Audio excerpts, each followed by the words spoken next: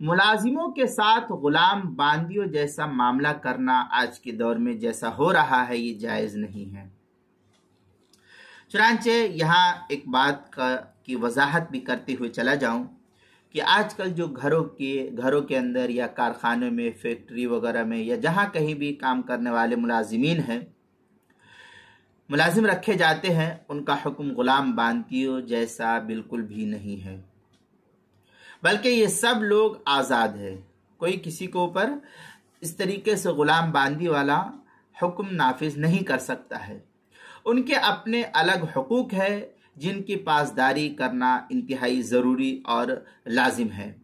घर की नौकरानियों के साथ निकाह के बगैर बांदियों जैसा जिस्मानी ताल्लुकात भी कतई तौर पर हलाल नहीं हो सकता है।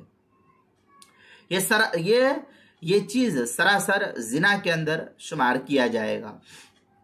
इसी तरह गरीब इलाकों से जो औरतें खरीद कर लाई जाती है, उनकी खरीदो फरोख्त भी कतई तौर पर हराम, सरासर जुल्म और बदफेली है, जिस पर बंद लगाना ये ज़रूरी है।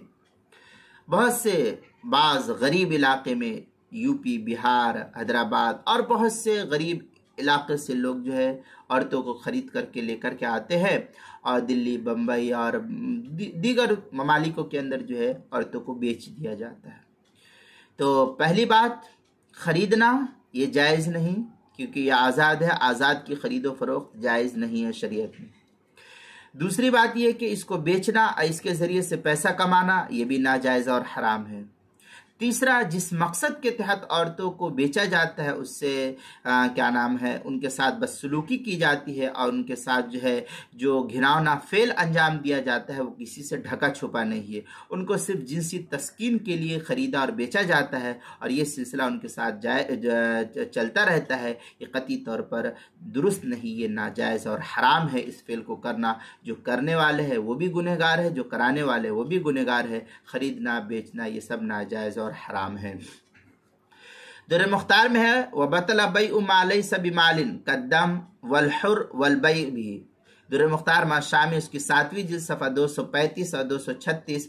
फतावा तातारखानिया में वकदा बैउल मैता वद्दम वल खमर बातिलुन। इस तरीके से इबारत फतावा तातारखानिया के 8वीं जिल्द सफ़ा 405 जो ज़करिया बुक डिपो देवबंद का हिंदी नुस्खा है, मसला नंबर 12322 और मौसूअतुल फ़िक़हिया उसकी 9वीं जिल्द सफ़ा 99 जो कोयत का छपा हुआ नुस्खा है।